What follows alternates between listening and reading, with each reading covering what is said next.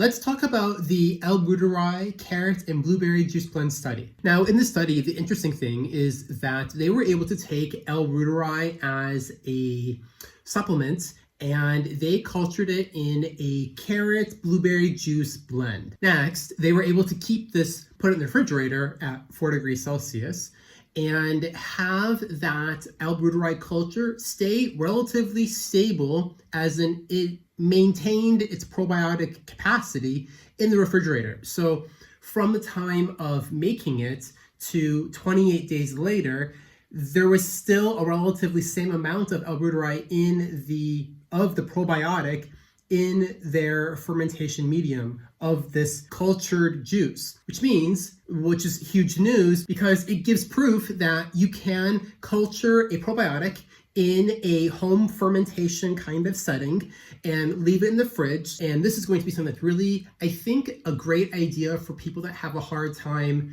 making and maintaining sauerkraut, maintaining yogurt, or something that is very easy to go into the fridge, grab a bottle, and I would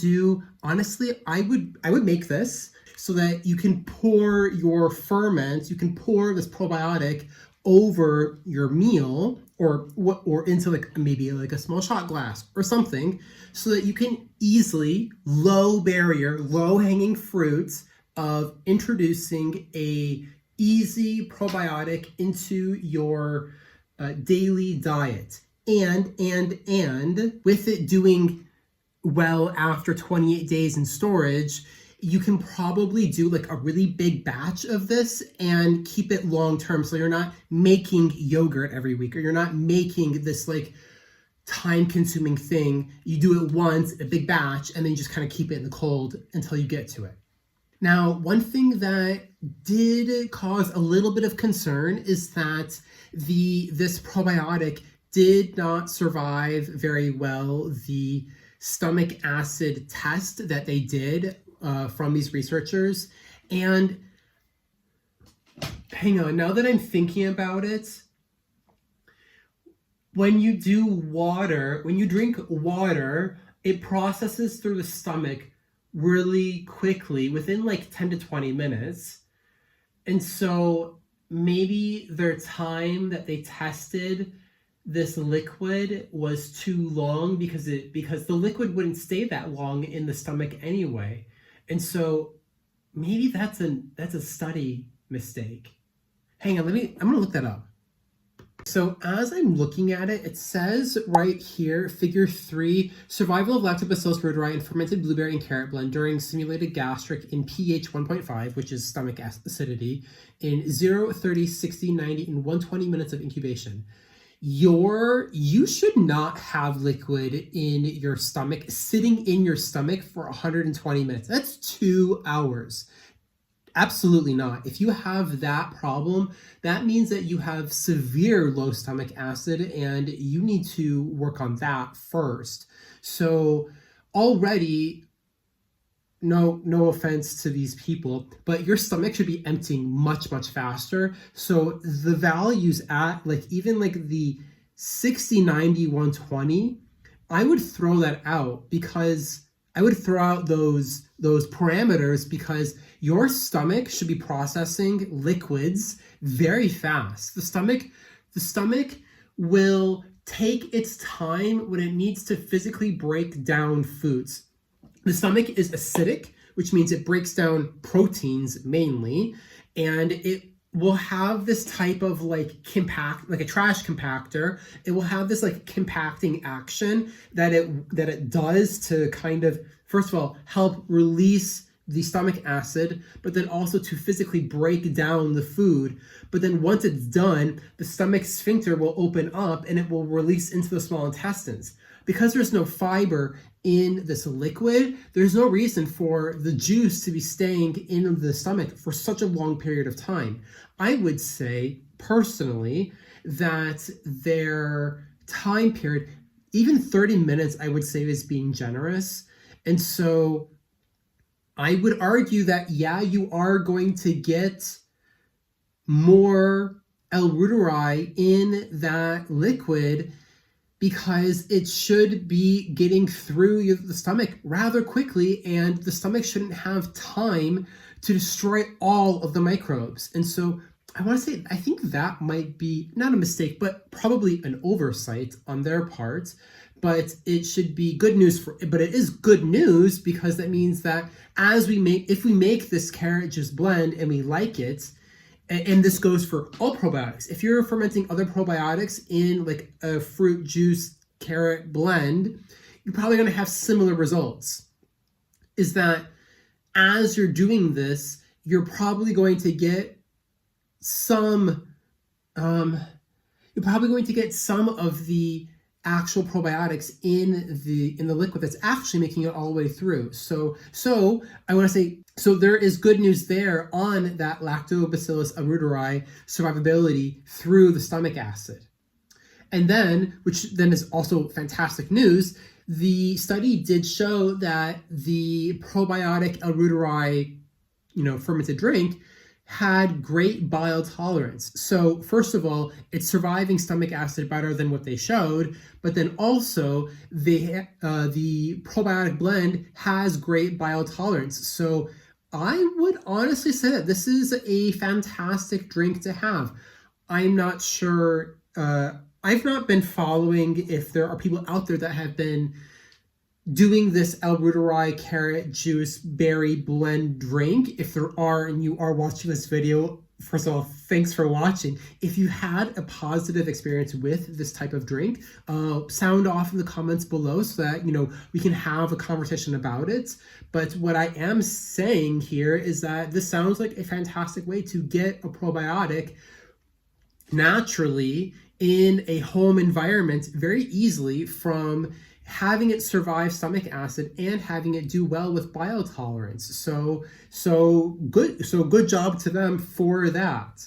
And then on top of it, it stayed really stable in the refrigerator. So again, good job.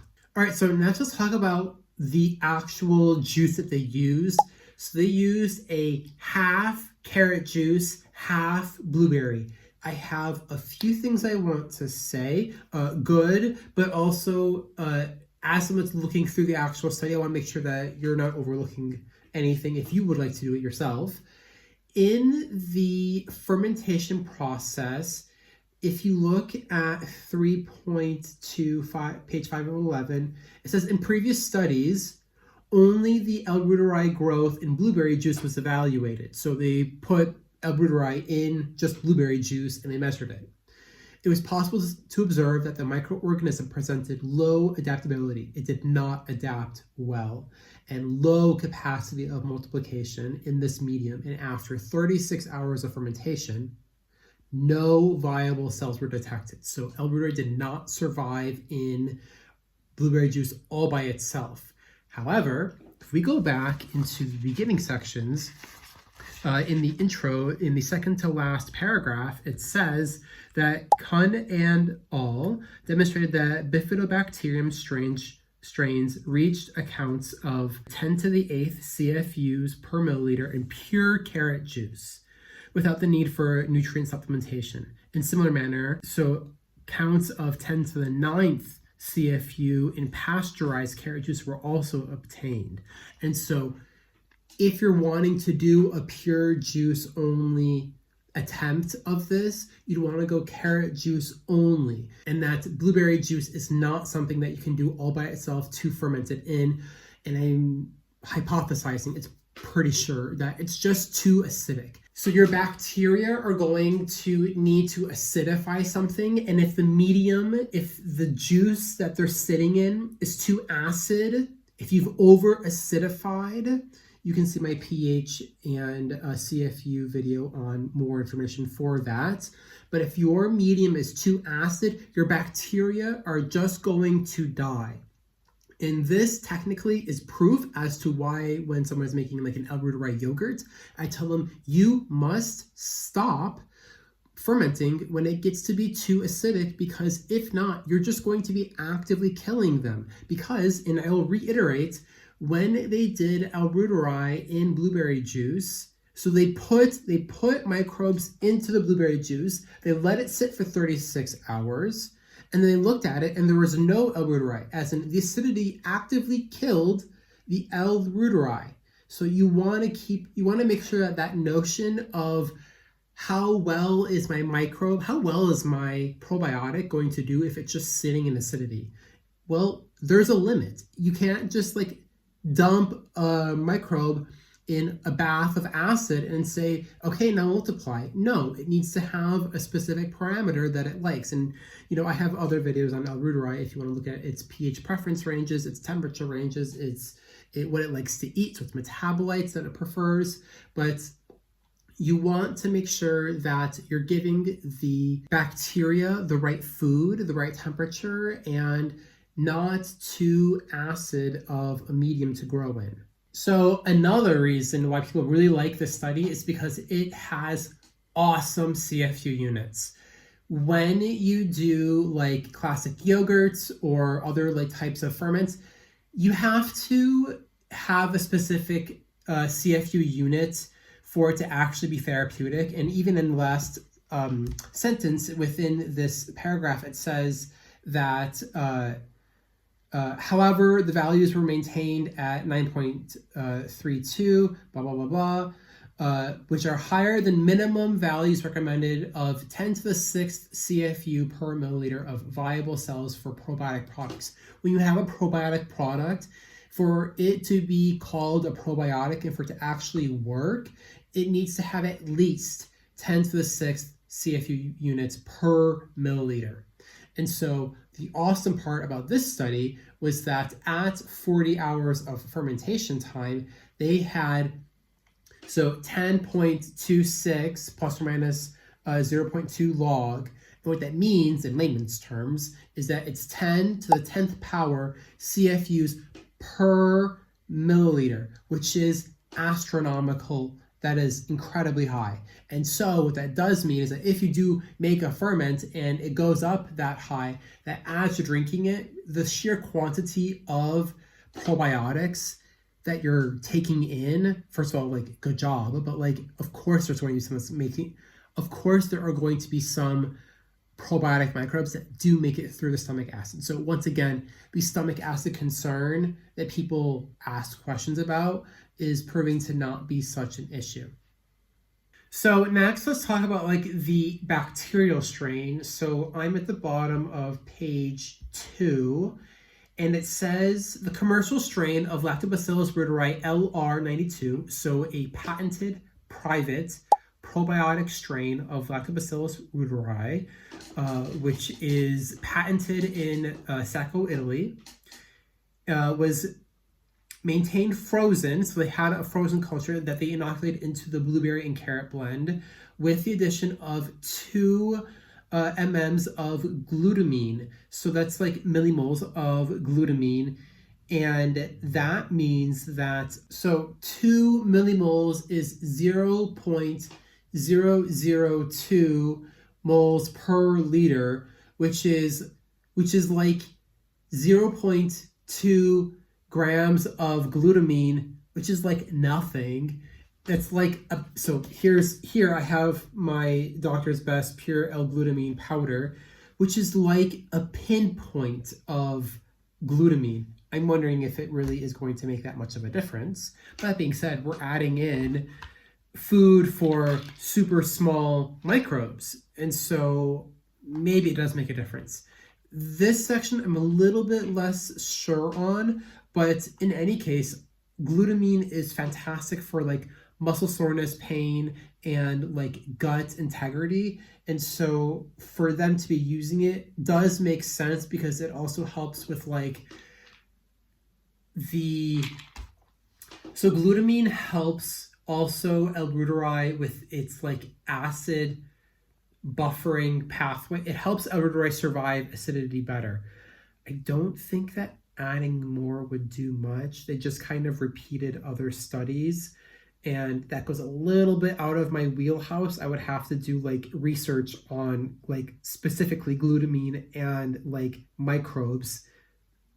That's for another day. But in any case, They did add it, and it did say that it worked well. And hey, maybe the reason why they were able to get such high CFU units is because they added a small amount of this. And so maybe they're onto something. And I don't want to say that more is better. So what this does come out to is adding like, so if I were to make like 1 liter, you'd want to add between like 0.2 and 0.3 grams of this. So you would need a micro scale. But so that's like about 200 to 300 milligrams. So maybe if you have a capsule, it does that. But if you're doing a powder, just weigh it out. So, that's like a pinch. That's like maybe 1/8 of a teaspoon, which you just stir in whenever, before or after. This stuff is really stable before and after heat. So now let's talk about acidity, pH, lactic acid bacteria, and the lactic acid that they produce. So next I want to point out figure 1, the tables A and B, where table A goes over CFU units of this L. reuteri probiotic drink, and table B goes over the pH and overall acidity.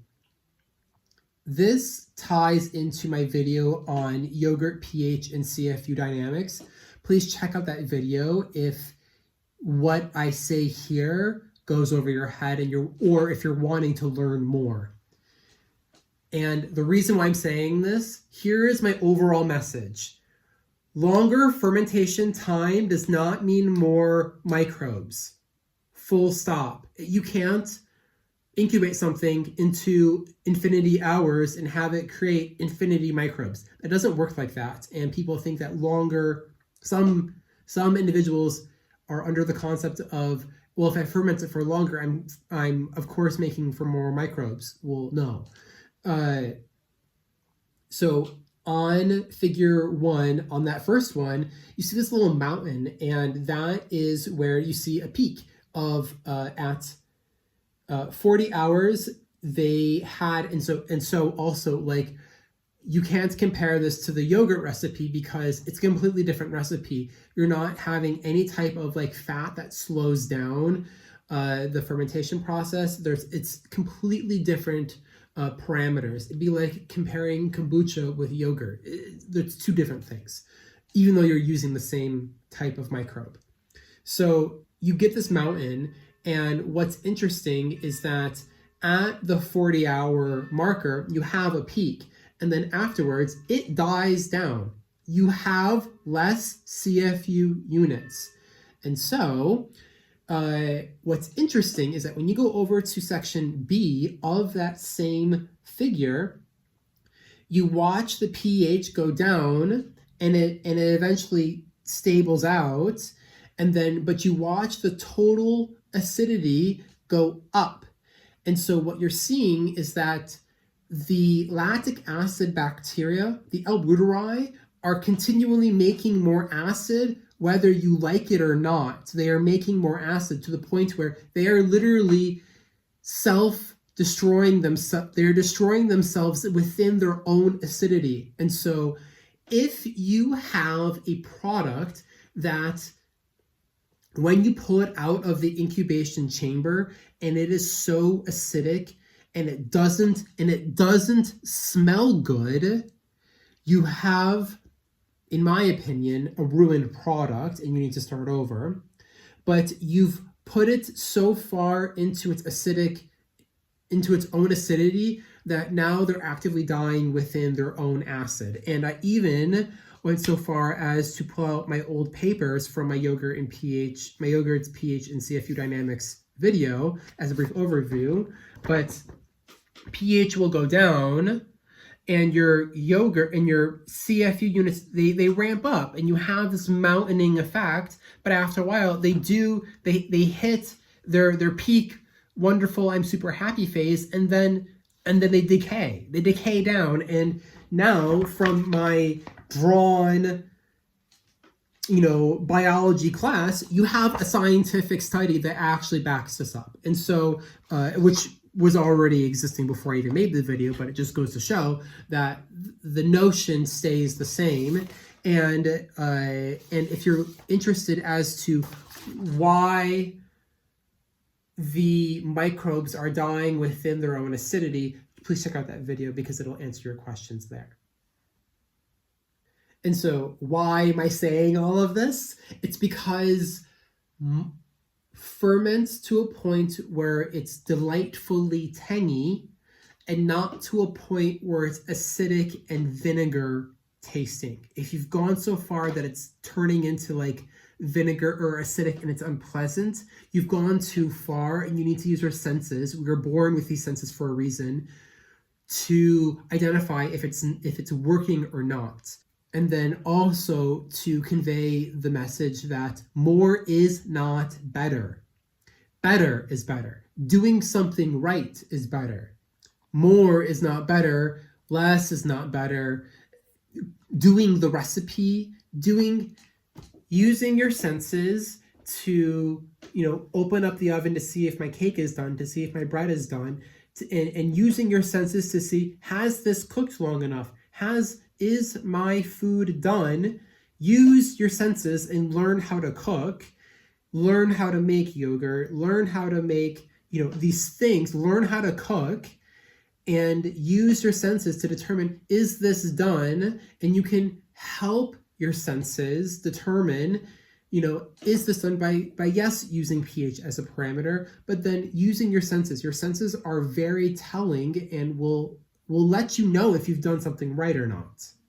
And so more is not better. A longer fermentation time is not technically better, and that if you do go too far, you are actively destroying your own CFU units in its own acidity. So do be mindful of that. I do think that as I get started with this type of experiment, I would do this as is, and I think I would measure my pH before incubating and after, and I would test it maybe periodically.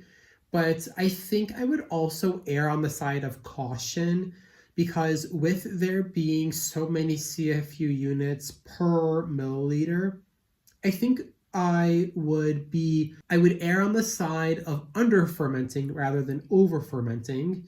And so I would do, maybe if they saw the best at 40 hours, I would do maybe 30 to 40 hours and see how that goes.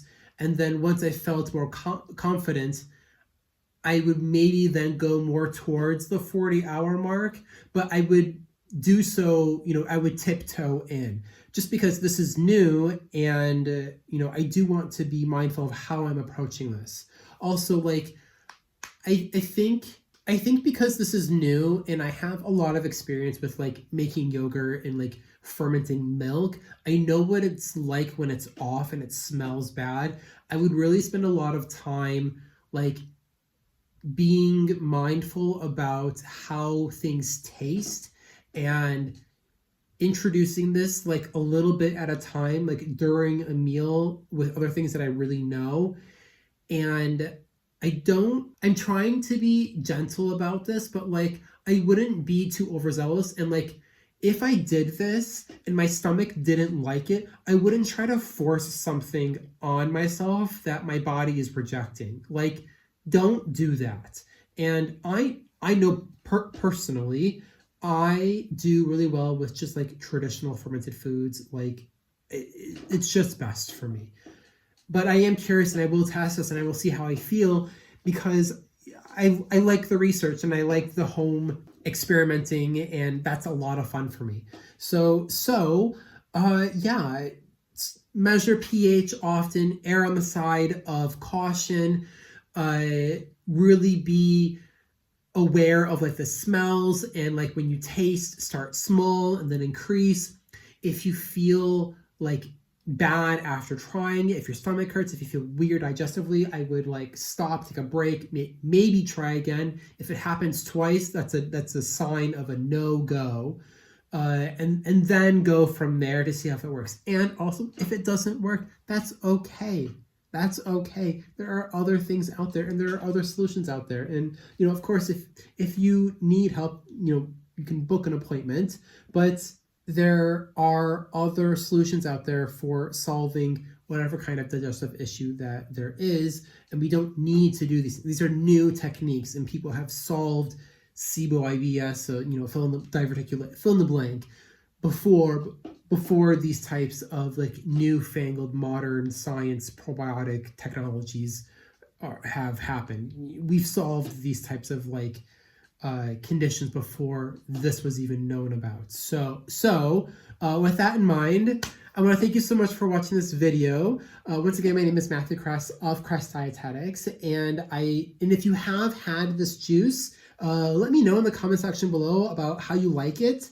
And I want to thank you so much for watching this video, and I'll see you in the next one. Bye.